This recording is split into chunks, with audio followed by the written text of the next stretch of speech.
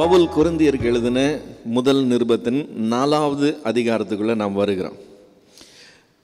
4வது அதிகாரத்தின் முதல் வசனம் இப்படி சொல்லுது: இப்படியாக எந்த மனுஷனும் எங்களை கிறிஸ்துவின் ஊழியக்காரர் என்றும் தேவனுடைய இரகசியங்களின் உக்கிரானக்காரன் என்றும் எண்ணிக்கொள்ள கடவன் என்று சொல்லுகிறான். அதாவது நாங்கள் இன்னார்தான்றதை நீங்கள் ரெகக்னைஸ் பண்ணிக்கங்க ஃபஸ்ட்டுன்னு சொல்லுகிறான்.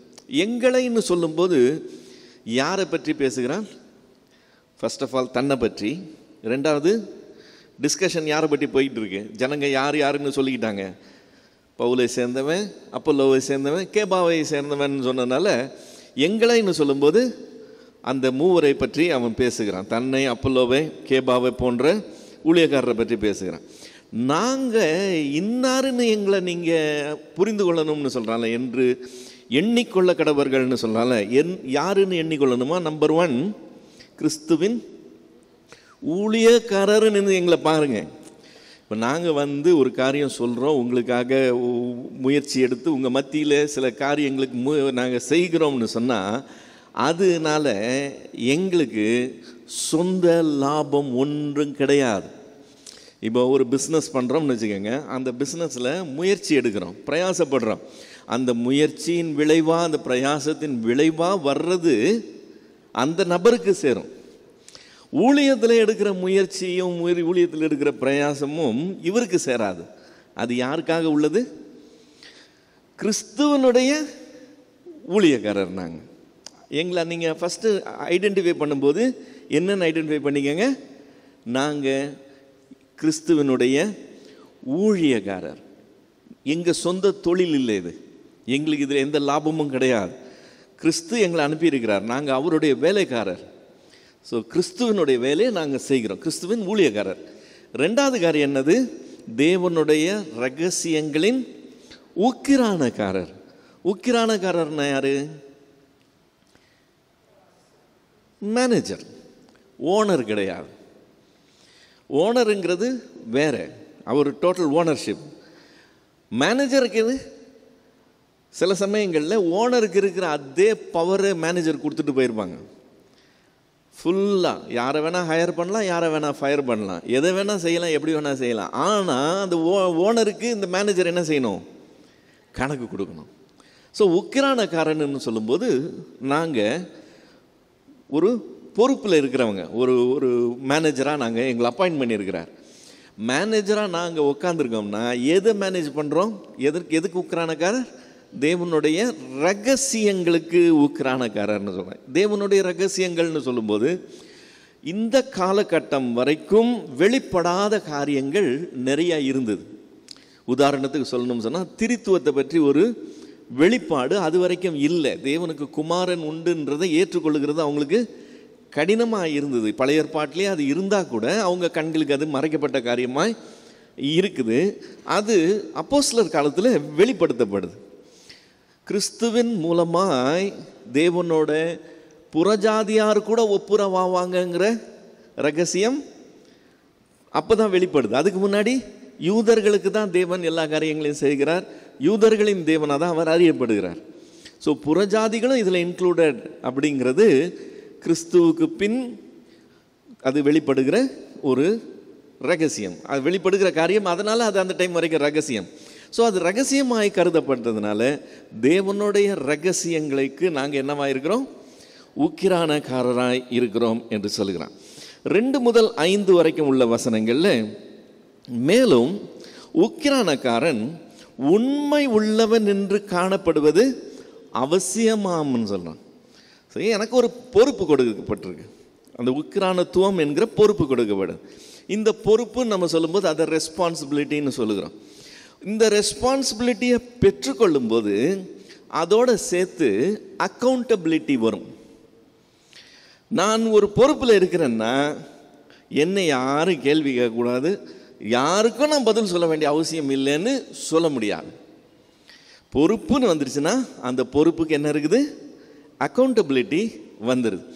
இப்போ உக்கிரானக்காரனாக இருக்கிறவன் உண்மை உள்ளவனா காணப்படணும்னு சொல்கிறான். அது அவசியம்னு சொல்கிறான். உண்மை உள்ளவன் என்று காணப்படுவது அவசியம். அவன் உண்மை உள்ளவனாக இருக்கணுமா, உண்மை உள்ளவன் காணப்படணுமா? உண்மை உள்ளவனாக இருக்கணுங்கிறது விதவுட் கொஸ்டின். நான் உண்மையாக இருக்கிறேன், நீ உனக்கு உண்மைன்னு தெரியணுன்ற அவசியம் இல்லைன்னு சொல்ல முடியாது. உண்மை உள்ளவனாகவும் இருக்கணும், உண்மை உள்ளவனாகவும் காணப்படணும்.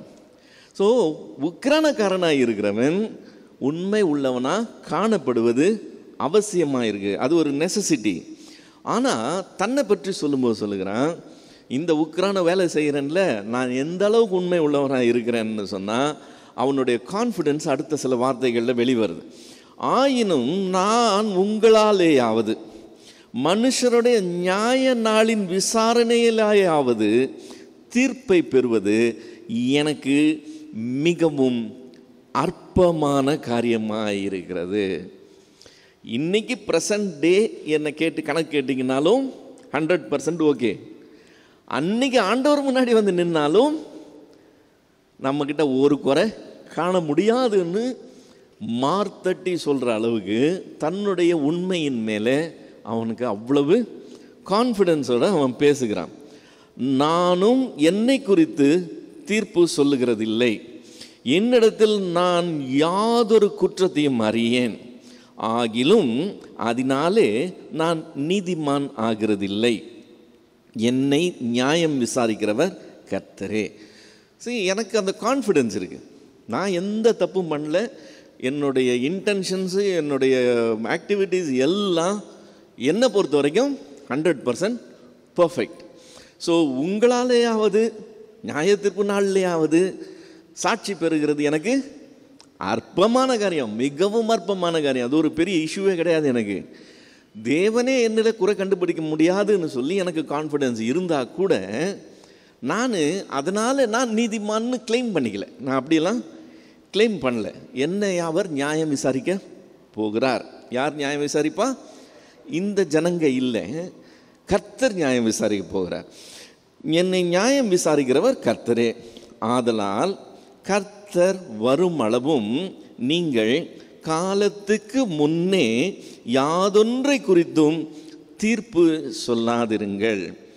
அந்த டைம் வருது பார்த்தீங்களா, அந்த டைம் வரும்போது தேவன் நியாயம் தீர்க்கிற நாள் வரும்போது அவர் நியாயம் தீர்க்க போகிறார்ன்ற போது அதுக்கு முன்னாடியே அவசரப்பட்டு இன்னைக்கு நீங்கள் எந்த கன்க்ளூஷனுக்குள்ளேயும் வந்துடாதீங்க அப்படின்னு சொல்லுகிறான். நீங்கள் காலத்துக்கு முன்னே யாதொன்றை குறித்தும் தீர்ப்பு சொல்லாதிருங்கள். ஏன்னா அன்னைக்கு என்ன நடக்க போகுது? இருளில் மறைந்திருக்கிறவர்களை அவர் என்ன செய்ய போகிறார்? வெளி அரங்கமாக்க போகிறார். இன்னைக்கு உங்களுக்கு எல்லாம் தெரியும்னு சொல்ல முடியாது. உங்கள் கண்களுக்கு மறைந்திருக்கிற காரியங்கள், இருளில் இருக்கிற காரியங்கள் உண்டு. அதை அவருக்கு அன்னைக்கு என்ன செய்வார்? வெளி அரங்கமாக்குவார். இருதயங்களின் யோசனைகள்னு இருக்கு பார்த்தீங்களா, அதையும் அவர் என்ன செய்ய போகிறார்? வெளிப்படுத்த போகிறார். அன்னைக்கு அவர் யாருக்குமே தெரியாத காரியங்கள் எல்லாம் பப்ளிக் கொண்டு வரும்போது அவனவனுக்கு உரிய புகழ்ச்சி தேவனாலே உண்டாகும் அப்படின்னு சொல்லுகிறான். அந்த நியாய தீர்ப்புனால அவன் ஒரு பெரிய எப்படி பார்க்குறான்? பயத்தோடு அணுகலை, ஒரு பெரிய கான்ஃபிடென்ஸோட எதிர்பார்க்குறான். அன்றைக்கி நமக்கு பெரிய ஒரு அப்ரிசியேஷன் கிடைக்க போகுது, ஒரு ரெக்கக்னிஷன் கிடைக்க போகுது, கர்த்தரால் புகழப்பட போகிறேன்னு சொல்லி அப்படி ஒரு எதிர்பார்ப்போட பேசுகிறான். 6வது வசனத்துக்கு வந்தோம்னா, சகோதரரே, எழுதப்பட்டதற்கு மிஞ்சி எண்ண வேண்டாம் என்று நீங்கள் எங்களாலே கற்றுக்கொள்ளவும் ஒருவனும் ஒருவனின் நிமித்தம் மற்றொருவனுக்கு விரோதமாக இருமாற்படையாதிருக்கவும் நான் உங்கள் நிமித்தம் என்னையும் அப்போல்லோவையும் திருஷ்டாந்தமாக வைத்து இவைகளை எழுதினேன். முதல் வசனத்தில் ஆரம்பிக்கும் போதே சொன்னேன், எங்களைன்னு சொல்லும்போது அவன் யாரை பற்றி பேசுகிறான்? ஏன்னா இங்கே சர்ச்சை யாரை பற்றி இருக்குது? பவுலா, அப்போல்லோவா, கேபாவான்ற அந்த சர்ச்சை இருக்கிறதுனால அந்த சர்ச்சையினுடைய காரியங்களில் அவன் பேசும்போது பவுலையும் அப்போல்லோவையும் குறிப்பாக எடுத்து தான் பேசுகிறானுங்கிறதுக்கு இது பக்கா சான்றாயிடுது, அதாவது உறுதியாயிடுது. இதுக்காக தான் நான் எழுதுனேன்னு சொல்லுகிறான். என்னன்னு சொல்லுகிறான்? எழுதப்பட்டதற்கு மிஞ்சி எண்ண வேண்டாம்னு நீங்கள் எங்களாலே கற்றுக்கொள்ளணும்னு சொல்லுகிறான். அப்படின்னு என்ன அர்த்தம்? எழுதப்பட்டதுக்கு மிஞ்சி நாங்கள் எண்ணினது இல்லை. என்ன எழுதப்பட்டது, என்ன எண்ணி கொண்டாங்க? இப்போ வேதம் நம்மை யாருன்னு சொல்லுதோ நம்ம அந்த லெவலில் நின்றுக்கணும். தேவன் நம்ம என்னன்னு ஐடென்டிஃபை பண்ணுறாரோ, இப்போ நான் கிறிஸ்துவின் ஊழியக்காரன்னு சொல்கிறான்ல, அப்படின்னா என்ன அர்த்தம்? கர்த்தர் சொல்கிறத செய்கிறதுக்காக உள்ள ஒரு ஆளுன்னு அர்த்தம், அவ்வளோதானே? அதோடு நின்றுக்கணும். கர்த்தருக்கு சமமாக ஒரு ஸ்டைலாக எழுந்து வேலை செய்ய ஆரம்பிச்சிடக்கூடாது. எழுதப்பட்டதுக்கு மிஞ்சி நம்மளை பற்றி நினச்சிக்கூடாதான். என்ன சொல்லியிருக்கிறாரோ, என்ன நம்மளுக்கு உள்ள லிமிட்டோ, அந்த லிமிட்டுக்கு உள்ளே நம்ம நின்றுக்கணுங்கிறத நீங்கள் எங்களை பார்த்து கற்றுக்கங்கன்னு சொல்கிறோம். நாங்கள் அந்த லிமிட்டை தாண்டி செயல்படலைன்னு தங்களை முன் உதாரணமாக வைக்கிறோம். ரெண்டாவது, ஒருவன் மற்றொருவனுக்காக ஃபேவர் பண்ணிக்கிட்டு அதனால் இருமாப்படைகிற அந்த வேலையும் இருக்கக்கூடாதுன்னு சொல்லுகிறான். இது 7வது வசனம், முக்கியமான வசனம். அன்றியும் உன்னை விசேஷித்தவன் ஆக்கும்படி செய்கிறவர் யார்? இதை யோசித்து பார்க்கணும். நான் படித்தேன், நான் வேலைக்கு போனேன், நான் சம்பாதிச்சேன், நான் என்னுடையது, நான் போனேன், நான் வந்தேன், நான் பேசினேன், நான் சாதித்தேன்னு சொல்லி நான் நினைக்கிறோம் இல்லையா? இங்கே கொஸ்டின் என்னன்னு சொன்னால், உன்னை விசேஷித்தவனாக ஆகும்படி செய்தவர் யார்? உனக்கு உண்டாயிருக்கிறவைகளில் நீ பெற்றுக்கொள்ளாதது யாது? நான் பேசும்போது இவைகள் உனக்கு கொடுக்கப்பட்டதா அல்லது நீயே உருவாக்கினதா அப்படிங்கிற கொஸ்டின் வருது. இப்போ நம்மளோட படித்தவங்க எல்லாரையும் எடுத்து கணக்கு பண்ணியா, நம்மளோட படித்தவங்க எல்லாம் இந்த லெவலுக்கு வரலன்னு தெரிஞ்சிடும் இல்லை? இந்த லெவலுக்கு வந்தவங்க எல்லாம் இப்படி செட்டில் ஆகலைன்னு தெரியும். இப்படி செட்டில் ஆனவங்க எல்லாம் இப்படி ஒரு ஃபேமிலி லைஃப்பில் வரலன்னு தெரியும். இப்படி ஃபேமிலி லைஃப்பில் வந்தவங்க எல்லாம் இப்படி ஸ்பிரிச்சுவல் லைஃப்பில் இல்லைன்னு தெரியும். இதெல்லாம் கணக்கு பண்ணும்போது தான் தெரியும், இவைகள் எல்லாம் எனக்கு கொடுக்கப்பட்டது.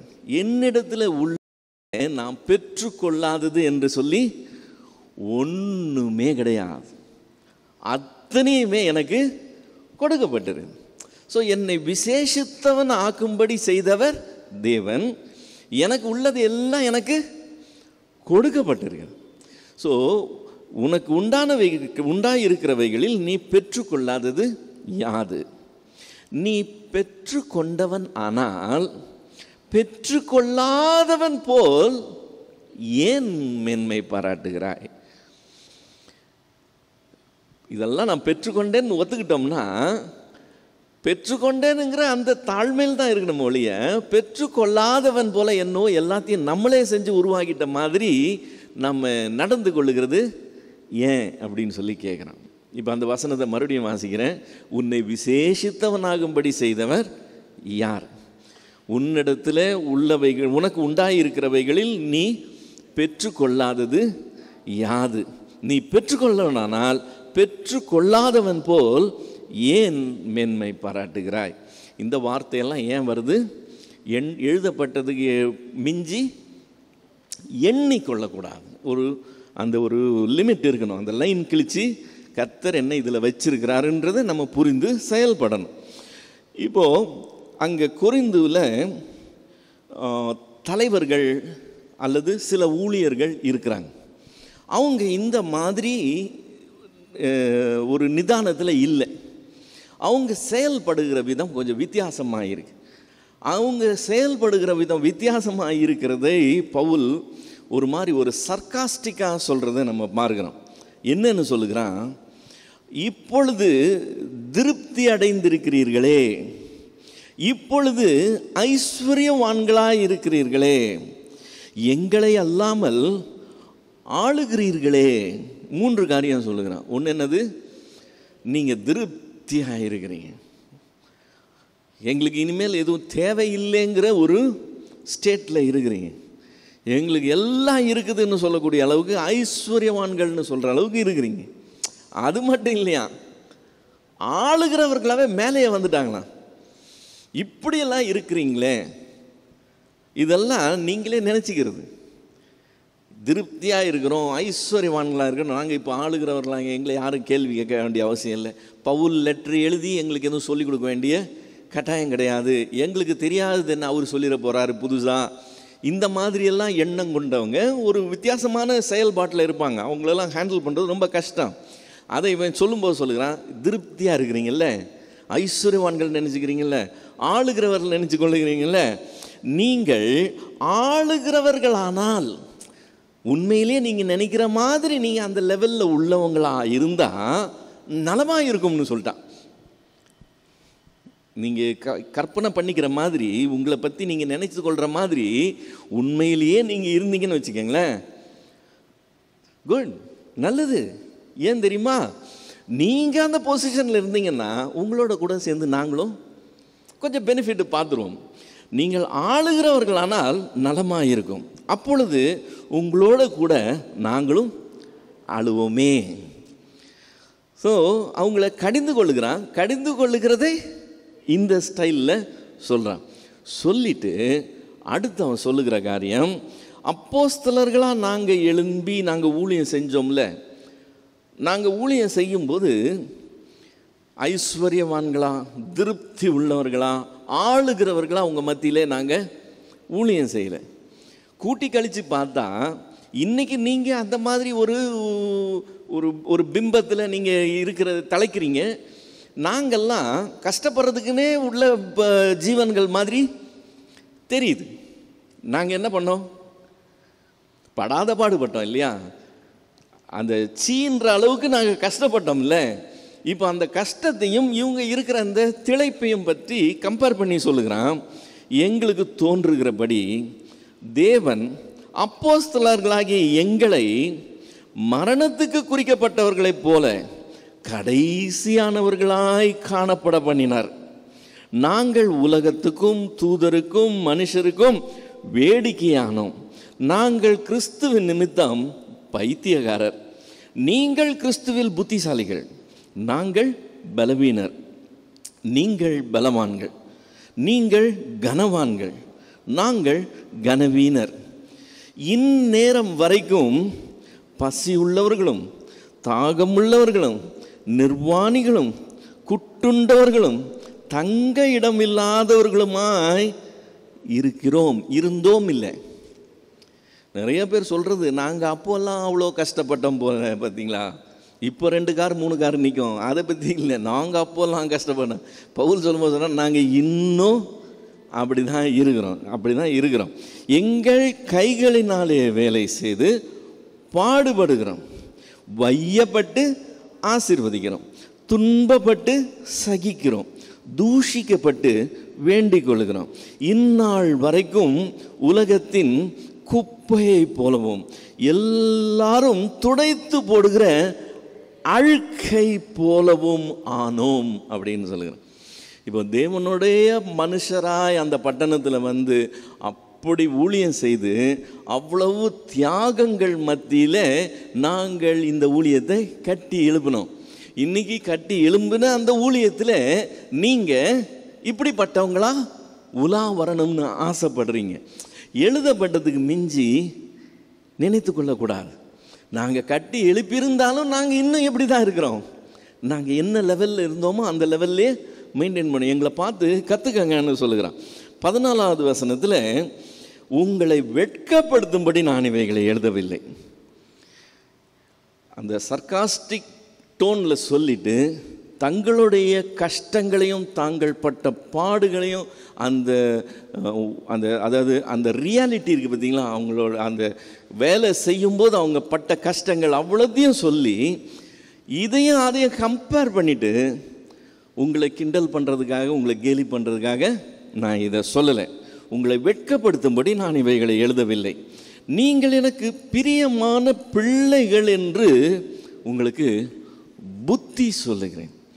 இவனுடைய பார்வையில் அவங்க தான் பெற்றெடுத்த பிள்ளைகள், தகப்பன் என்ற லெவல்லேருந்து தான் அவங்கக்கிட்ட பவுல் பேசுகிறதை நம்ம பார்க்க முடியும். அடுத்த 2 வசனத்தில், கிறிஸ்துவுக்குள் 10,000 உபாத்தியர்கள் உங்களுக்கு இருந்தாலும் பைபிளில் 10,000 வந்ததுன்னா 10,000 அர்த்தம். 10,000 உபாத்தியர்கள் உங்களுக்கு இருந்தாலும் தகப்பன்மார் அநேகர் உங்களுக்கு இல்லையே. கிறிஸ்து இயேசுவுக்குள் சுவிசேஷத்தினால் நான் உங்களை பெற்றேன். ஆகையால் என்னை பின்பற்றுகிறவர்களாகுங்கள் என்று உங்களுக்கு புத்தி சொல்லுகிறேன். கிறிஸ்துவை பின்பற்று, என்ன பார்க்காதேன்னு சொல்கிறாங்க பார்த்தீங்களா? அந்த ஸ்டேட்மெண்ட்லாம் தப்பான ஸ்டேட்மெண்ட். அப்படி சொல்ல முடியாது. எல்லாரும் கிறிஸ்துவை பார்க்குறதுக்காக நம்ம இங்கே இருக்கிறோம், நம்மளை பார்க்குறதுக்கு தான் நம்ம இங்கே இருக்கிறோம். ஸோ நாம் கரெக்டாக இருந்தோம்னா என்ன பார்க்காத கிறிஸ்துவை பாருன்னு சொல்ல வேண்டிய அவசியமே கிடையாது. நம்ம சவாலிட்டு சொல்லலாம், என்ன மிஸ்டேக் சொல்லி பார்க்கலான்னு சொல்லி நம்ம அப்படி பேசலாம். ஸோ இங்கே பவுல் கிறிஸ்துவை பின்பற்றுறவங்களும் ஆகுங்கன்னு சொல்லலை. என்னன்னு சொல்கிறான்? என்னை பின்பற்றுகிறவர்கள் ஆகுங்கள்னு சொல்லுகிறான். நான் உங்களை கிறிஸ்துவுக்குள் பெற்றேன் அப்படிங்கிறான். நிறைய பேர் வரலாம் போகலாம், நிறைய பேர் உங்களுக்கு வந்து போதிக்கலாம், அதெல்லாம் செய்யலாம். ஆனால் உங்களை உருவாக்குனது, ஒன்றுமே இல்லாததுலேருந்து கிரியேட் பண்ணது யார்? அந்த பொசிஷன்லேருந்து செஞ்சது நான் தான். அதனால் எனக்கு அந்த உரிமை இருக்குது. நான் உங்களுக்கு தகப்பன் என்கிற ஸ்தானத்தில் இருக்கிறேன். நான் தகப்பனாக இருக்கிறதுனால பிள்ளைங்க அப்பாவை பார்த்து தானே வரணும். அந்த ஆங்கிளில் தான் சொல்லுகிறான், என்னை பின்பற்றுகிறதாக ஆகுங்கள் என்று சொல்லி.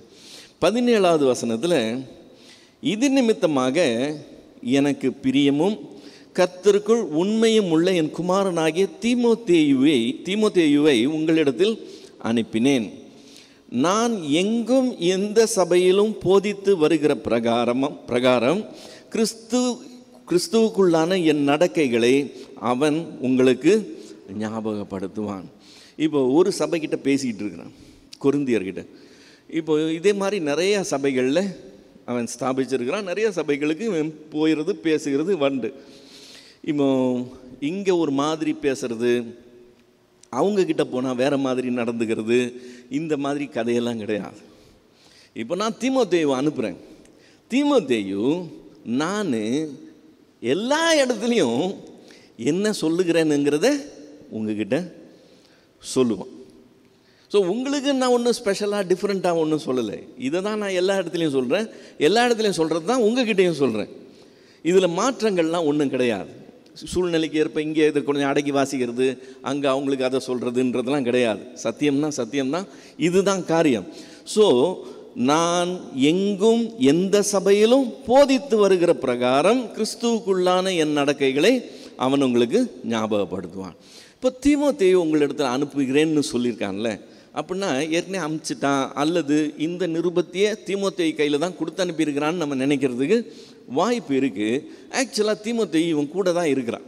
எபேசு பட்டணத்தில் இந்த கடிதம் எழுதும்போது தீமோத்தேயு கூட தான் இருக்கிறான். ஆனால் தீமோத்தேயு புறப்பட்டு போகலை. இது நம்ம கன்ஃபார்மாக எப்படி தெரியும்னா 16வது அதிகாரம் 10-11 வசனம். 1 கொரிந்தியர் 16வது கடைசி அதிகாரம் 10-11 வசனங்களில், தீமோத்தேயு உங்களிடத்திற்கு வந்தானே ஆகில் அவன் உங்களிடத்தில் பயமில்லாமல் இருக்க பாருங்கள்னு சொல்லுகிறான். அப்படின்னா என்ன அர்த்தம்? இது இப்போ தான் சொல்கிறான் நான் அனுப்பினேன்னு. இங்கே என்ன சொல்கிறான்? வந்தானே ஆகில் அப்படின்னு சொல்லுகிறான். இப்போ தீமோத்தேயுக்கு ஒரு ட்ரிப்பு பிளான் ஆகிருக்கு. அந்த ட்ரிப்பில் அவன் கொரிந்து பட்டணத்துக்கு போகணுன்றது இன்க்ளூடட் தான். ஆனால் கன்ஃபார்மாக போவான்னு இன்னும் தெரியாது. ஸோ நான் அனுப்பிட்டேன், அவன் வந்தான்னா அப்படின்னு சொல்லி இங்கே சொல்லியிருக்கு. வந்தானே ஆகில் அவன் உங்களிடத்தில் பயம் இல்லாது இருக்க பாருங்கள். என்னை போல அவனும் கர்த்தருடைய கிரியை நடப்பிக்கிறானே, ஆனபடியினால் ஒருவனும் அவனை அற்பமாய் எண்ணாதிருப்பானாக. சகோதரரோடு கூட அவன் வருகிறதற்கு நான் காத்திருக்கிறபடினால் என்னிடத்தில் வரும்படி அவனை சமாதானத்தோடு வழி அனுப்பி விடுங்கள், வழி விட்டு அனுப்புங்கள் அப்படின்னு சொல்லி கடைசி அதிகாரத்தில் சொல்கிறத பார்க்குறோம். எனவே தீமோத்தேயு அனுப்பப்பட போகிறான். அங்கே போவானுங்கிறது இவனுக்கே கேரண்டியாக தெரியல. ஸோ இப்போ 4வது அதிகாரத்துக்கு வந்தோம்னா 18-21 வரைக்கும், நான் உங்களிடத்தில் வருகிறதில்லை என்கிறதாக சிலர் இருமாப்படைந்திருக்கிறார்கள். இப்போ சிலரை பற்றி பேசினான்ல, திருப்தி அடைந்திருக்கிறீர்கள், ஐஸ்வர்யவான்களாக இருக்கிறீங்க, ஆளுகிறவர்களை போல் நடந்துக்கிறீங்கன்னு சொல்லி பேசினான்ல, அவங்க பவுல் எங்கே திரும்ப வரப்போகிறான்ற ஒரு இருமாப்பில் இருக்கிறதா இவன் கேஜ் பண்ணுறான். நான் உங்களிடத்தில் வருகிறதில்லை என்கிறதாக சிலர் இருமாப்படைந்திருக்கிறார்கள்.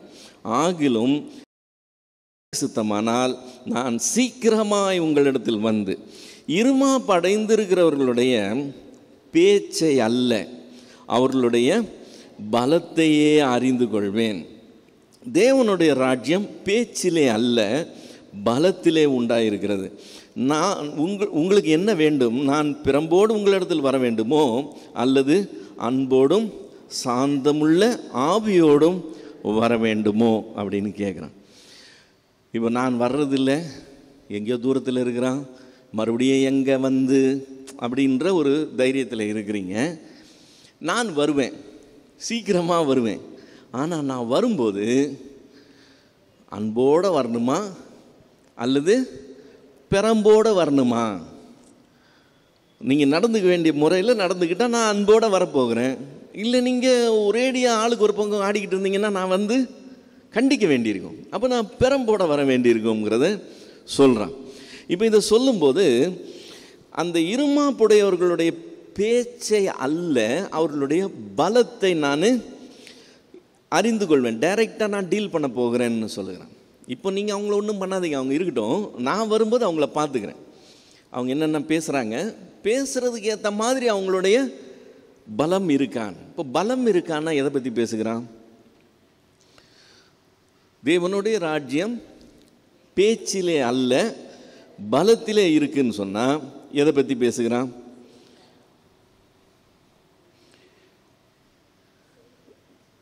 அதாவது வெளியரங்கமாய் செய்யப்படுகிற கிரியைகளை பற்றியும் பேசலாம்.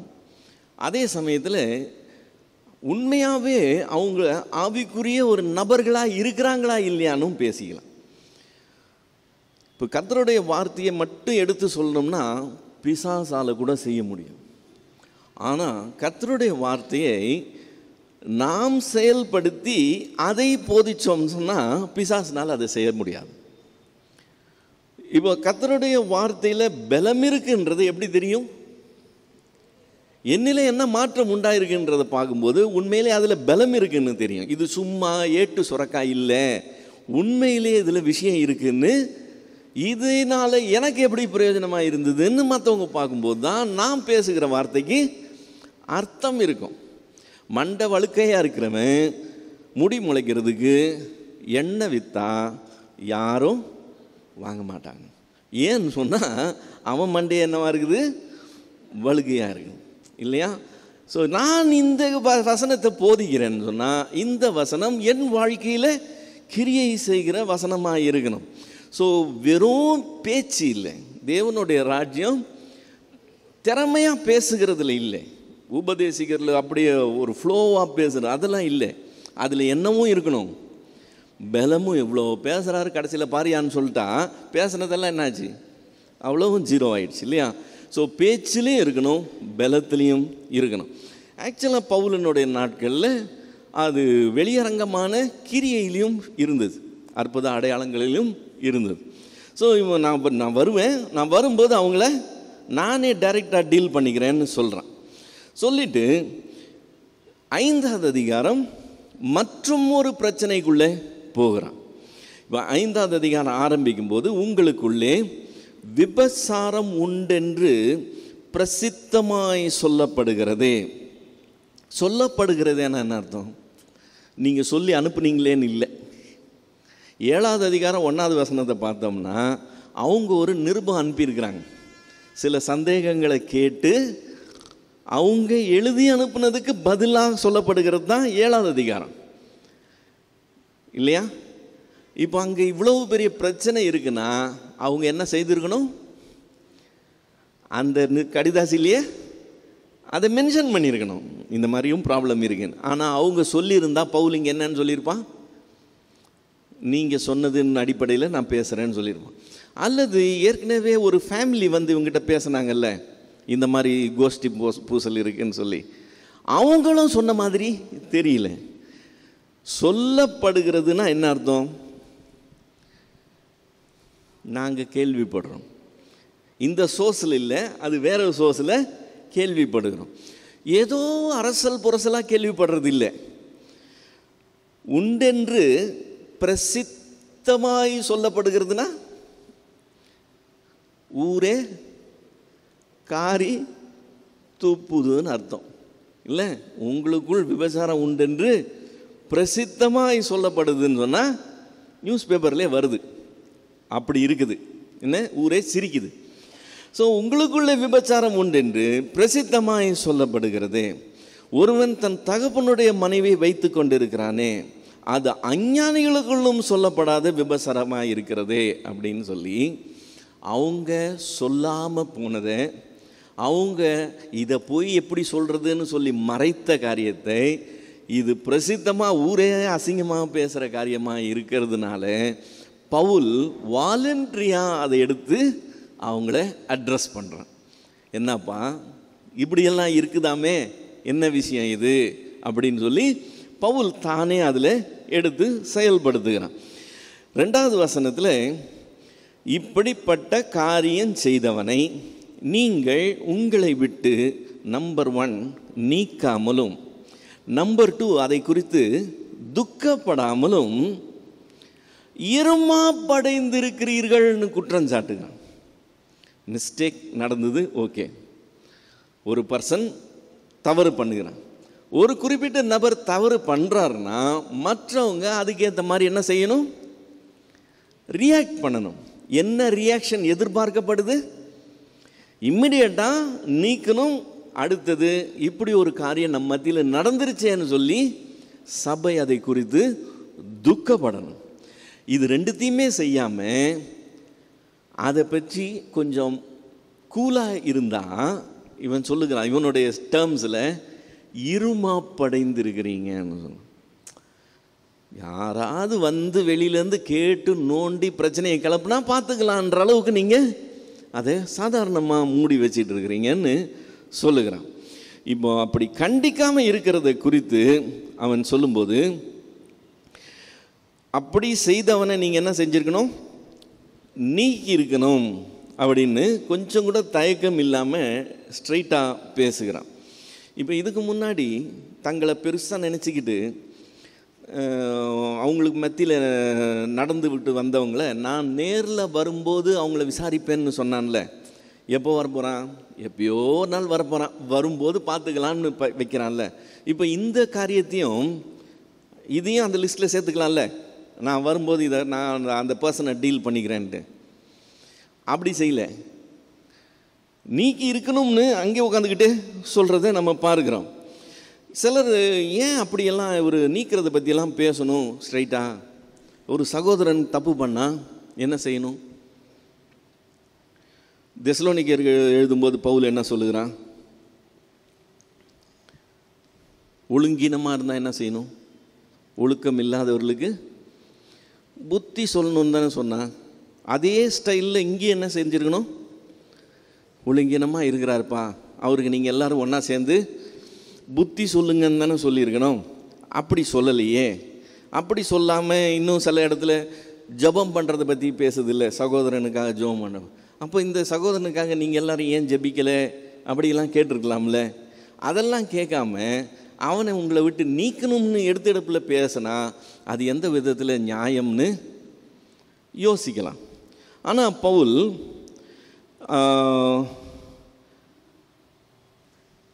இந்த மாதிரி சர்ச்சையான காரியங்களுக்கெல்லாம் இடம் கொடுக்காம, ஒரு அசுத்தம் இருந்ததுன்னா அந்த அசுத்தத்தை என்ன செய்யணுமோ அதை செய்கிறதுல ஸ்ட்ரைட்டாக இறங்குறத நம்ம பார்க்கிறோம்.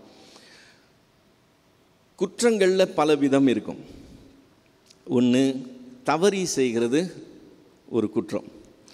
தவறி செய்கிறவங்கள நம்ம என்ன செய்யலாம்? ஒழுக்கம் இல்லாதவர்களுக்கு நீங்கள் ஆலோசனை சொல்லலாம், அவங்க அந்த ஆலோசனை கேட்டு எடுத்துக்கலாம். அதையும் மீறி செஞ்சாங்கன்னா என்ன செய்யணும்? அவங்கள கண்டிக்கலாம்.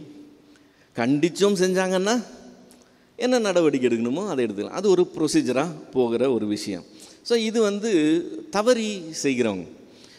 ஆனால் சிலர் துணிகரமாக செய்வாங்க. தவறி செய்கிறது தெரியாமல் செய்கிறது, துணிகரமாக செய்கிறது நல்லா தெரிஞ்சே செய்கிறது. இப்போ நல்லா தெரிஞ்சே வேணும்னே பண்ணுறவங்க கிட்ட நீங்கள் தவறி செய்கிறவங்ககிட்ட செஞ்ச மாதிரி செய்ய முடியாது. தூங்குறவனை எழுப்பிடலாம், தூங்குற மாதிரி நடிக்கிறவனே எழுப்பவே முடியாது. தவறி செய்கிறவனுக்கு ஆலோசனை சொன்னால் திருந்திடுவான். துணிஞ்சு செய்கிறவனுக்கு நீங்கள் ஆலோசனை சொன்னீங்கன்னா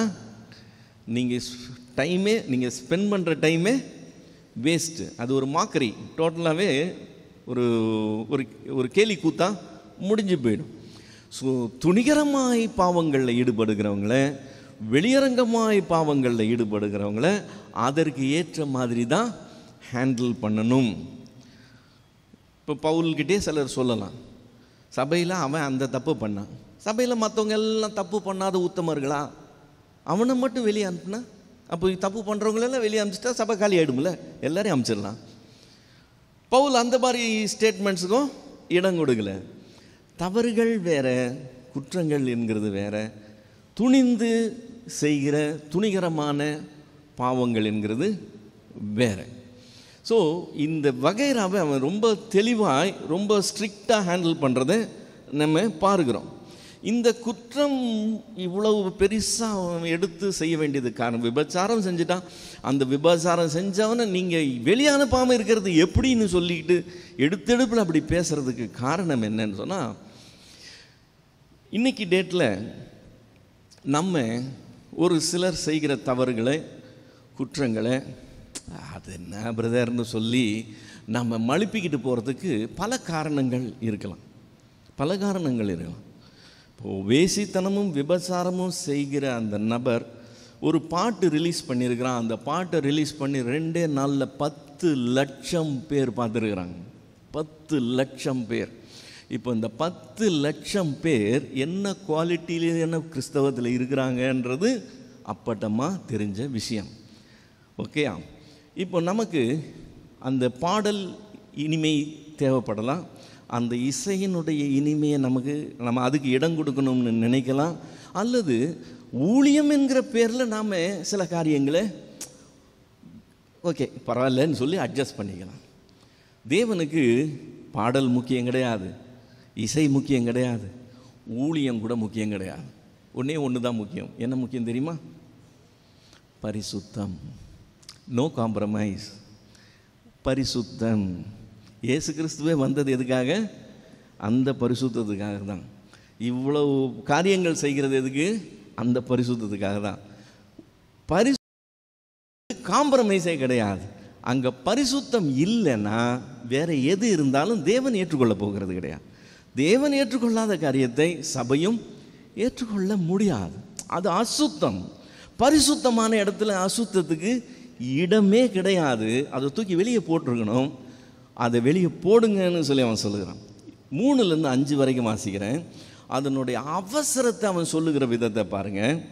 நான் சரீரத்தினாலே உங்களுக்கு தூரமாக இருந்தும் ஆவியினாலே உங்களோடு கூட இருக்கிறவனாய் இப்படி செய்தவனை குறித்து நான் கூட இருக்கிறது போல நீங்களும் என்னுடைய ஆவியும் நமது கர்த்தராகிய இயேசு கிறிஸ்துவின் அதிகாரத்தோடு கூடி வந்திருக்கையில் அப்படிப்பட்டவனுடைய ஆவி கர்த்தராகிய இயேசு கிறிஸ்துவின் நாளிலே ரட்சிக்கப்படும்படி மாம்சத்தின் அழிவுக்காக நம்முடைய கர்த்தராகிய இயேசு கிறிஸ்துவின் நாமத்தினாலே அவனை சாத்தானுக்கு ஒப்பு கொடுக்க வேண்டும் என்று டெசிஷனே எடுத்துட்டான். தீர்ப்பு செஞ்சாச்சு, முடிஞ்சு போச்சு.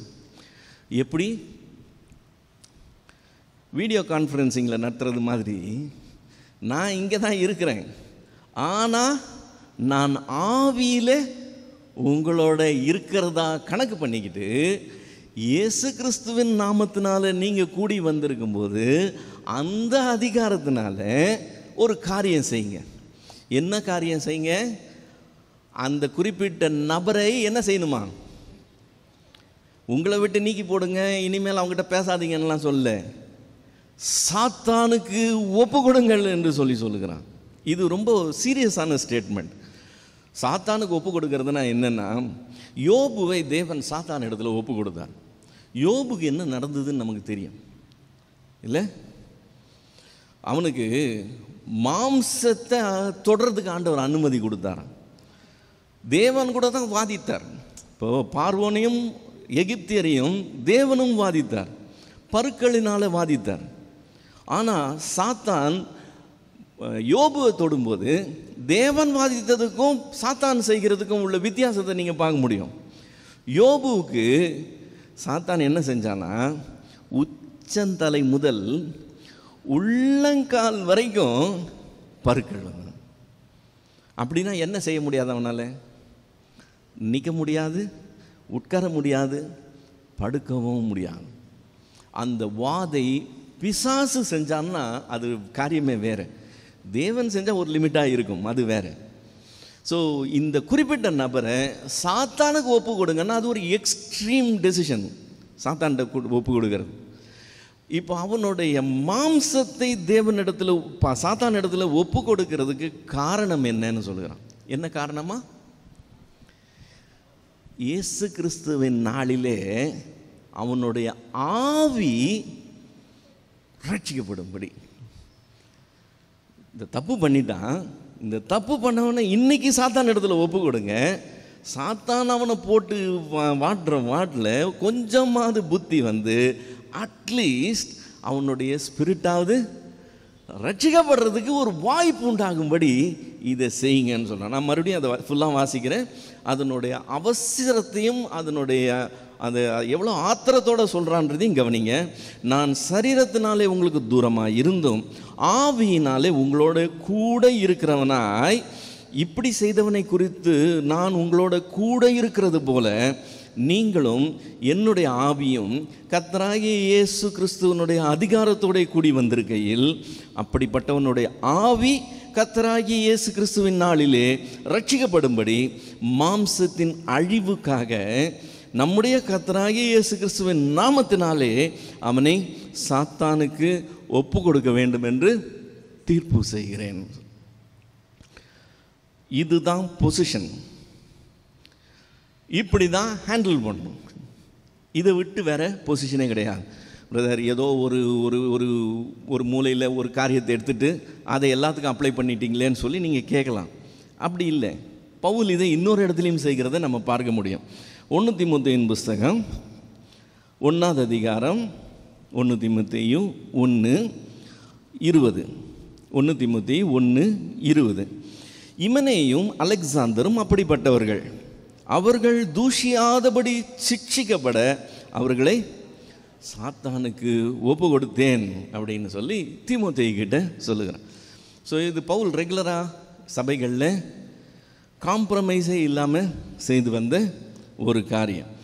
இப்போ நம்ம அந்த ஆத்மா கெட்டு போகக்கூடாதுங்கிற எண்ணத்தில் அந்த கண்டிப்பான நடவடிக்கை எடுத்தே ஆகணும்னு பவுலினுடைய காரியம். இதுக்கு காரணம் என்னன்னா 6வது வசனம், நீங்கள் மேன்மை பாராட்டுகிறது நல்லதல்ல. கொஞ்சம் புளித்த மா பிசைந்த மா முழுவதையும் புளிப்பாக்கும் என்று அறியீர்களா? ஒருத்தனுக்கு நீங்கள் இடம் கொடுத்தீங்கன்னா நாளடைவில் அது மற்ற அத்தனை பேருக்குமே கெட்டு போகிறதற்கு காரணமாய் நிச்சயமாய் அமைஞ்சிடும். ஏன்னா புளிச்ச மாவு கொஞ்சம் போட்டால் போதும், பிசைஞ்ச மாவு மொத்தத்தையும் அது புளிப்பாக்குகிறது இயல்பான காரியம். இப்போ இதுதான் நிறையா இருந்தது, இதெல்லாம் சேர்த்து அந்த புளித்த மாவில் இருக்கிற புளிப்பை எடுத்து போட்டுரும்னு சொல்ல முடியாது. அவன் ஒருத்தன் தாங்க கெட்டவன், மற்றவங்க எல்லாம் நீதிமான்கள். இந்த நீதிமான்கள் எல்லாம் பார்த்து அந்த கெட்டவன் திருந்திடுவான்னு சொல்லி நீங்கள் சொல்ல முடியாதான். ஆக்சுவலாக அந்த கெட்டவன் அவ்வளோ பெரிய குயிக்காக கெடுத்துருவான். அதனால் இது ரொம்ப சீரியஸ்ன்னு சொல்லுகிறேன். இந்த புளித்த மாவுன்னு சொல்லும்போது புளிக்காத மாவு நம்ம சமைக்கிறதுக்கு எடுக்க மாட்டோம். புளிக்காத மாவில் தோசை சுட்டால் எப்படி இருக்கும், அல்லது இட்லி பண்ணால் எப்படி இருக்கும்? வாயில் வைக்க முடியாது இல்லை, அது புளிச்சாதான் அது டேஸ்ட்டு. அப்புறம் ஏன் புளிக்காத மாவு பற்றி இவ்வளோ கஷ்டப்படுறாங்க? புளிக்காத மாவு எங்கே இது வருதுன்னு சொன்னால், வேல்யூ எங்கே வருதுன்னு சொன்னால், பஸ்கா அனுசரிக்கும் போது தான் புளிப்பில்லாத அப்பம் தேவைப்படும். அங்கே தான் புளிப்பில்லாத மாவுக்கு மரியாதை. நம்ம கிச்சனுக்கு வந்தோம்னா புளிக்காத மாவை புளிக்க பண்ணி தான் நம்ம யூஸ் பண்ணுறோம். ஸோ இங்கே புளித்த மாவு புளிக்காத மாவுன்னு சொல்லி புளிக்காத மாவை மேன்மையாக பேசும்போது ஆக்சுவலாக பஸ்காவை பற்றி பேசுகிறான். ஏன்னா அடுத்த வசனம் என்ன சொல்லுது? ஆகையால் நீங்கள் புளிப்பில்லாதவர்களாய் இருக்கிறபடியே புதிதாய் பிசைந்த மாவாய் இருக்கும்படி பழைய புளித்த மாவை புறம்பே கழித்து போடுங்கள். ஏனெனில் நம்முடைய பஸ்காவாகிய கிறிஸ்து நமக்காக பலியிடப்பட்டிருக்கிறாரே. கிறிஸ்து நமக்காக பலியிடப்பட்டார். என்னவா பலியிடப்பட்டார்? பஸ்கா ஆட்டுக்குட்டியா அவர் பலியிடப்பட்டார். அப்போ அந்த பஸ்காவை ஆசரிக்கும் போது அந்த மாவு புளிப்பில்லாத மாவாய் இருக்க வேண்டியது அவசியம். அந்த மாவு புளிப்பில்லாத மாவாய் இருக்கணும்னா அதில் கொஞ்சோண்டு புளித்த மாவை அனுமதிக்க முடியாது. இந்த பரிசுத்தம் அவர் எதிர்பார்க்கிறார்னா இந்த பரிசுத்தத்தை காம்ப்ரமைஸ் பண்ணுகிற ஒரு காம்பனண்ட்டுக்கும் அங்கே இடம் கிடையாது. அதனால் அது எடுத்துடணும்னு சொல்லுகிறான். இப்போ இந்த புளிப்பு இல்லாததுன்னு சொல்லி வரும்போது இப்போ இங்கே புளித்ததை நெகட்டிவாக சொல்கிறோம், புளிப்பு இல்லாததை பாசிட்டிவாக சொல்கிறோம். ஆனால் இன்னொரு ஒரு உவமை இருக்குது, ஆண்டவர் சொன்ன உவமை. மத்தேயு 13வது அதிகாரம் 33வது வசனம் நினைக்கிறேன், 13:33. அங்கே கர்த்தர் சொல்லும்போது கொஞ்சம் புளித்த மாவு 3 படி மாவையும் உப்ப பண்ணும்னு சொல்லும்போது அங்கே புளிக்கிறது அவர் என்னன்னு சொல்கிறாரு? தேவனுடைய ராஜ்யம் புளித்த மாவுக்கு ஒப்பாக இருக்குதுன்னு அங்கே புளிக்கணும்னு சொல்கிறார். அது பாசிட்டிவாக சொல்கிறார். இது இங்கே ரிவர்ஸில் வருது. அங்கே வேறு மாதிரி வருது, இங்கே வேறு மாதிரி வருது. ஸோ ஒரே மெட்டஃபோர் தான். அந்த ஒரு மெட்டஃபோரை வேறு வேறு ட்ரூத்ஸ் எக்ஸ்பிளைன் பண்ணுறதுக்காக ஆப்போசிட்டாக பயன்படுத்துகிறது இங்கேன்னு இல்லை, நிறைய இடத்துல நம்ம பைபிளில் பார்க்க முடியும். ஸோ இங்கே பவுல் சொல்லுகிறது என்னது? புளித்த மாவு கூடாது. ஏன்னா நம்ம பஸ்காவை பற்றி பேசிக்கிட்டு இருக்கோம். கிறிஸ்து நமக்காக பஸ்கா ஆட்டுக்குட்டியாக அடிக்கப்பட்டார். ஆதலால் பழைய புளித்த மாவோடைய அல்ல, துர்குணம் பொல்லாப்பு என்னும் புளித்த மாவோடும் அல்ல, துப்புரவு உண்மை என்னும் புளிப்பில்லாத அப்பத்தோட பண்டிகையை ஆசரிக்க கடவோம் அப்படின்னு சொல்லி அதனுடைய அவசியத்தை சொல்லுகிறேன். ஸோ உத்தந்தான் அந்த ஒரு இண்டிவிஜுவலுக்காக எதுக்கு இவ்வளோ பெரிய காரியம்லாம் சொல்ல முடியாது, அது மொத்தத்தையும் கெடுத்து போட்டுரும். அதனால் அதை ஃபஸ்ட்டு ஆக்ஷன் எடுங்கன்னு சொல்லி இப்போ 9லேருந்து கடைசி வரைக்கும் வந்தோம்னு சொன்னால் பரிசுத்தம் பரிசுத்தம் பரிசுத்தம் பேசுகிறோம் இல்லை, அந்த பரிசுத்தத்தை பற்றின உபதேசம் உலகத்துக்கு இல்லை. அந்த பரிசுத்தத்தை பற்றின உபதேசம் சபைக்கு. ஸோ சபைக்கு பேசும்போது தான் நம்ம பரிசுத்தத்தை பற்றி கண்டித்து இப்படி தான் இதுதான்னு பேசுகிறோம். நம்ம போய் இதை பஸ் ஸ்டாண்டில் நின்று அவங்களுக்கு சொல்லலை. இது ரெண்டுத்துக்கு வித்தியாசத்தை நம்ம சரியாக புரிஞ்சுக்கணும். பவுல் சொல்லும்போது சொல்லுகிறான், விபசாரக்காரரோடே கலந்திருக்கக்கூடாது என்று நிருபத்தில் நான் உங்களுக்கு எழுதினேன். இப்போ ஸ்டார்ட் பண்ணும்போதே அதுதானே சொல்கிறான். அவனோட நீங்கள் எப்படி கலந்துருக்கீங்கன்னு தானே கேட்குறான். கலந்திருக்கக்கூடாது என்று நான் உங்களுக்கு எழுதினேன். ஆனாலும் இவ்வுலகத்தில் உள்ள விபசாரக்காரர், பொருளாசைக்காரர், கொள்ளைக்காரர், விக்கிரகாராதனைக்காரர் இவர்களோடு எவ்வளவாகிலும் கலந்திருக்கக்கூடாது என்று நான் எழுதவில்லை. அப்படியானால் நீங்கள் உலகத்தை விட்டு நீங்கி போக வேண்டியதாக இருக்குமே. இப்போ உங்கள் மத்தியில் இந்த ஒரு இண்டிவிஜுவல் இருக்கக்கூடாது, அவனை வெளியே எடுத்துருங்கன்னு சொல்கிறேன்ல. அப்போது உலகத்தில் அவன் யாருமே அப்படி இருந்தால் அவங்க கூட நான் இருக்க மாட்டேன்னு நீங்கள் சொல்லிகிட்டு இருக்கக்கூடாது. நான் புளிக்காத மாவு, நான் துர்குணம் பொல்லாப்பெல்லாம் இருக்கிற இடத்துல நான் இருக்க மாட்டேன்னு பேச முடியாது. அங்கே எப்படி? அங்கே உப்பே நாம தான். அங்கே போய் அதை கரெக்ட் பண்ணுறதுக்கு தான் அங்கே வச்சிருக்கிறாரு. நான் அங்கே போக மாட்டேன், என் பரிசுத்தம் கெட்டு போயிடும்னு சொல்லிட்டு இருக்க முடியாது. அப்படியெல்லாம் சொன்னால் நீங்கள் உலகத்திலே இருக்க முடியாதப்பா அப்படின்னு சொல்லுகிறேன். ஸோ உலகத்திலேருந்து நீங்கி போக வேண்டியதாக இருக்குமே. நான் உங்களுக்கு எழுதினது என்னவென்றால், சகோதரன் எனப்பட்ட ஒருவன் விபசாரக்காரனாவது, பொருளாசைக்காரனாவது, விக்கிரகாராதனைக்காரனாவது, உதாசீனாவது, வெறியனாவது, கொள்ளைக்காரனாவது இருந்தால் அவனோட கலந்திருக்கக்கூடாது. அப்படிப்பட்டவனோட கூட புசிக்கவும் கூடாது. புறம்பே இருக்கிறவர்களை குறித்து தீர்ப்பு சொல்லுகிறது என் காரியமா? உள்ளே இருக்கிறவர்களை குறித்து அல்லவா நீங்கள் தீர்ப்பு செய்கிறீர்கள். புறம்பே இருக்கிறவர்களை குறித்து தேவனே தீர்ப்பு செய்வார். ஆகையால் உள்ள வாங்க மறுபடியும் மேட்ருக்கு. அந்த பொல்லாதவன் என்ன செய்யுங்க, முதல்ல தள்ளி போடுங்கன்னு சொல்லி கண்டிப்போட சொல்லி அந்த விஷயத்தை முடிக்கிறத நம்ம பார்க்கிறோம். ஸோ பவுலினுடைய இந்த 2 அதிகாரத்தில் இதுதான். நம்ம இதோட நிறுத்திக்கொள்வோம். ஏதாவது டவுட்ஸ் இருந்தால் கிளியர் பண்ணிக்கோம். மீதியை நம்ம தொடர்ந்து பார்க்கலாம்.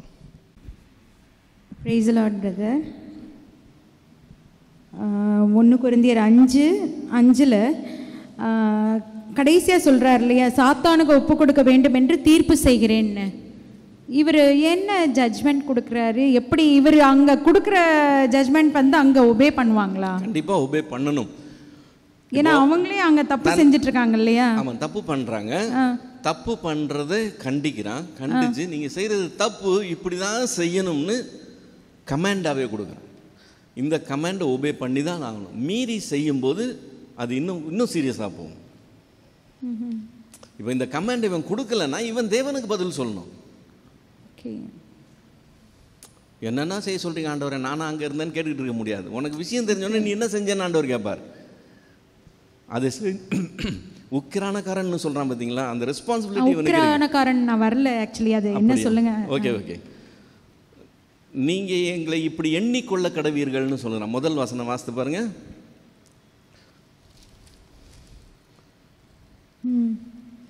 இப்படியாக எந்த மனுஷனும் எங்களை கிறிஸ்துவின் ஊழியக்காரன் என்றும் தேவனுடைய ரகசியங்களின் உக்கிரக்காரன் என்றும் எண்ணிக்கொள்ள கடவன். எங்களை ஃபஸ்ட்டு ரெகக்னைஸ் பண்ணும்போது இப்படி ரெகக்னைஸ் பண்ணுங்க. நாங்கள் யார்? கிறிஸ்துவனுடைய ஊழியக்காரர். நாங்கள் அவருடைய ரகசியங்களை உங்கள் மத்தியில் பகிர்ந்து கொடுக்குற உக்கிரானக்காரர். ஒரு முக்கியமான ரெஸ்பான்சிபிலிட்டியில் இருக்கிறோம். ஸோ இந்த ரெண்டு இது நிலையில் தான் நீங்கள் எங்களை ஐடென்டிஃபை பண்ணிக்கணும்னு சொல்லி தங்களை இன்ட்ரடியூஸ் பண்ணுறான். இப்போ உக்கிரானக்காரன் அங்கே இருந்தால் அங்கே ஏதாவது இது நடந்ததுன்னா, நடக்கக்கூடாத காரியங்கள் நடந்ததுன்னா இவன் மேலே தான் வரும். இவனை தான் ஆண்டவர் ஃபஸ்ட்டு கேட்பார். உன்னை தானே உக்கிரானக்காரனை வச்சா நீ என்ன செய்தேன்னு கேட்பார். நம்ம தான் பதில் சொல்லணும். அப்போ என்ன செய்யணும்? இவன் செய்ய வேண்டியதை செய்கிறான். ஓகே சரிங்களா? தேங்க்யூ. இப்போ பவுல் சொல்கிறாரு, கர்த்தராகிய இயேசு கிறிஸ்துவின் நாமத்தினாலே அவனை சாத்தானுக்கு ஒப்பு கொடுக்கிறேன் என்று தீர்ப்பு செய்கிறேன் என்று. இதற்கு முன்னாடி வசனம் பார்க்கும் பொழுது நியாயம் விசாரிக்கிறவர் கர்த்தரே அப்படின்னு சொல்லியிருக்கிறாரு. இவர் எப்படி தீர்ப்பு செய்ய முடியும்? புறம்பே இருக்கிறவர்களுக்கு தேவனே தீர்ப்பு செய்வார். இந்த 3 பாயிண்ட்டு எல்லாத்தையும் தேவன் தான் தீர்ப்பு செய்வார். ஆனால் ஒரு பொறுப்பில் நீங்கள் இருக்கும்போது கீழே இருக்கிறவங்க தப்பு பண்ணாங்க, அந்த தப்பை சுட்டி காட்டுறதோ அல்லது பனிஷ் பண்ணுறதோ உங்கள் ரெஸ்பான்சிபிலிட்டியா இல்லையா? அதை தான் அவன் செய்கிறான். இதெல்லாம் ஆண்டவர் பார்த்துக்குவார்னு சொல்லிட்டு உக்காந்துக்கிறதுக்கு இவருக்கு அங்கே வேலை கிடையாது. அங்கே இருக்கிறதே அந்த வேலையை ஒழுங்காக பார்க்குறதுக்கு தான் அந்த வேலையை செய்யும். இப்போ 5ஆம் அதிகாரம் 9வது வசனம், விபச்சாரக்காரோடு கலந்திருக்கக்கூடாது என்று நிருபத்தில் உங்களுக்கு எழுதினேன்றாரு. இவங்கெல்லாம் எங்கே உள்ள சபைக்குள்ளேயா இல்லை வெளியேவா இருக்காங்க விபச்சாரக்காரர்? இல்லை அந்த முதல் வசனத்தில் ஸ்டார்ட் பண்ணும்போதே சொல்கிறான் இல்லையா, 5ஆவது அதிகாரம் ஸ்டார்ட் பண்ணும்போதே உங்களுக்குள்ளே பிரசித்தமாக இருக்குதுன்னு சொல்லி நான் கேள்விப்படுறேனே, அவனை தள்ளியாமல் நீங்கள் எப்படி வச்சுருக்கிறீங்க, துக்கப்படாமல் நீக்காமல் இப்படி இருக்கிறீங்கன்னு சொல்லி கேட்குறான்ல. அதை பற்றி சொல்லும்போது சொல்கிறேன், அவங்களோட கலந்துருக்கூடாதுன்னு நான் உங்களுக்கு எழுதுனேன்ல, அது சபைக்குள்ளே இருக்கிறவங்கள பற்றி தான், வெளியில் இருக்கிறவங்களை பற்றி இல்லைன்னு கிளாரிஃபிகேஷன்.